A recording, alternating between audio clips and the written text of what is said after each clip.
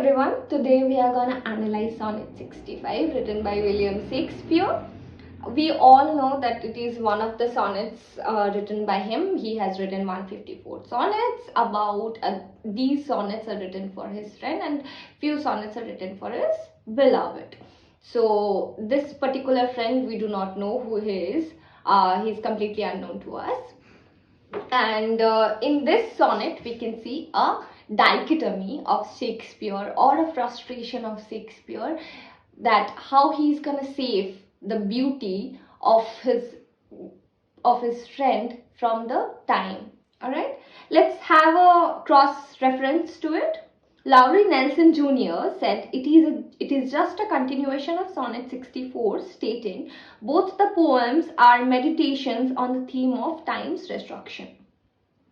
So in this sonnet, he is trying to immortalize the youth or the beauty of his friend. At first, we are gonna jump into the structure of the poem.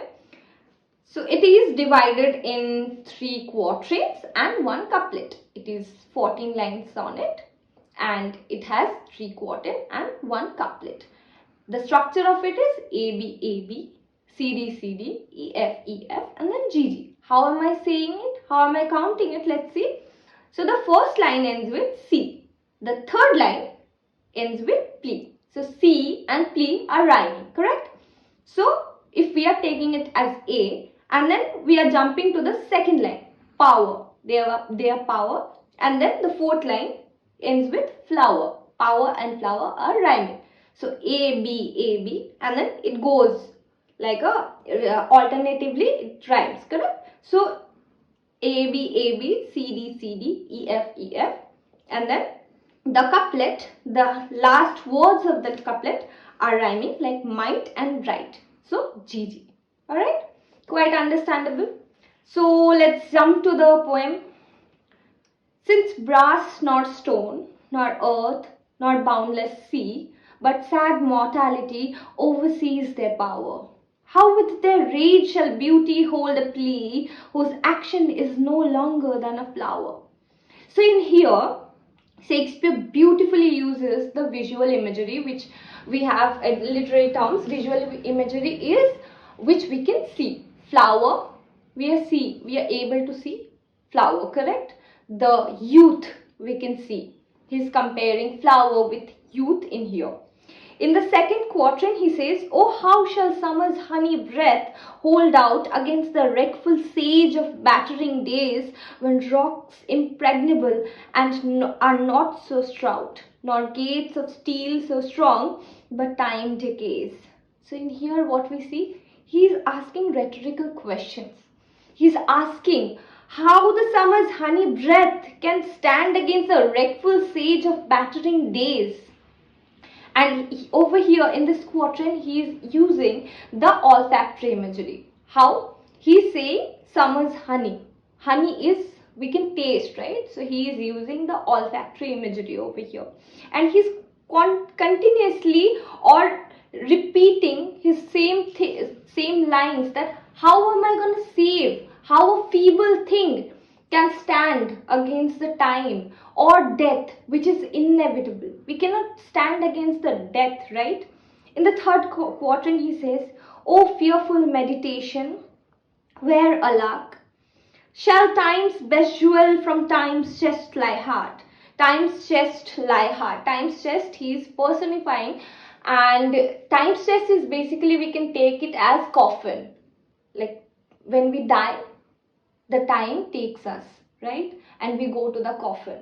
And best jewel from time, best when we are young, or a flower, when a flower blooms, it has a peak, it slowly grows, it has a peak, and then it starts to fall, right? Like youth, like flower, or any immortal thing, it grows, it has a peak, and then it goes down.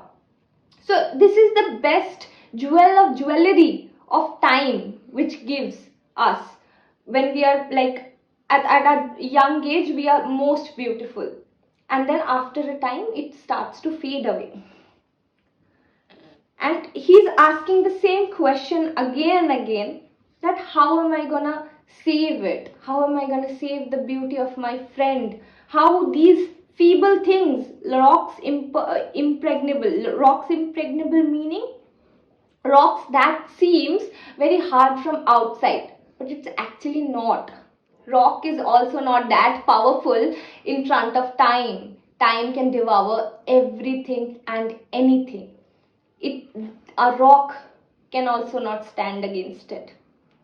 We can see the frustration of Shakespeare in the entire beginning of this sonnet, and in the end we can see a hopeful note. Oh, none unless this miracle have might, that in black ink my love still shine bright.